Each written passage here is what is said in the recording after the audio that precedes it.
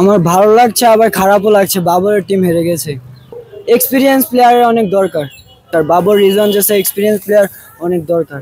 কিন্তু আমরা জানি যে লাস্ট ওভারে যদি মুস্তাফিজকে 4 রানও দেওয়া হয় তারপরে সে কামব্যাক করবে এবং বাংলাদেশকে শেষ পর্যন্ত ম্যাচটা জিতিয়ে ছাড়বে। বাংলাদেশের বিপক্ষে দ্বিতীয় ম্যাচে হেরে গেল পাকিস্তান, সিরিজও হেরে গেল, কেমন লাগছে?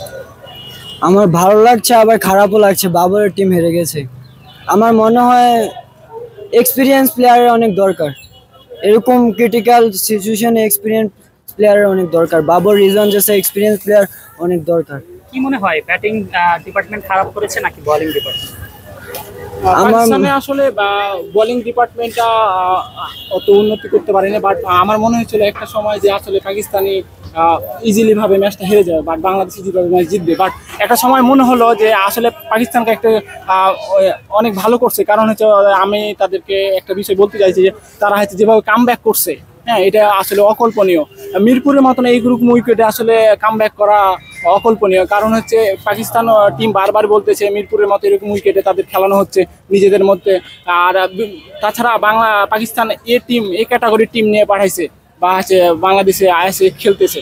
মেন বিষয় হচ্ছে যে বাবর আজম, আপনার সাইন আফ্রিদি, তারপরে হারিস রোফ, এরা কেউ নাই, রিজওয়ানও নাই, যার কারণে পাকিস্তানের প্রতি একটু অনেক টাফ হয়ে গেছে এরকম স্লো উইকেটে বা স্লো কন্ডিশনে খেলা। বারবার তবে আজকে অনেক ভালো করছে যে লাস্ট মুহূর্তেও সে মনে হচ্ছিল যে বাংলাদেশ একটা পর্যায়ে ম্যাচটা হেরে যাবে, কিন্তু আমাদের আত্মবিশ্বাস ছিল যে মুস্তাফিজুর রহমান অবশ্যই ম্যাচটা ফিরিয়ে আনবে।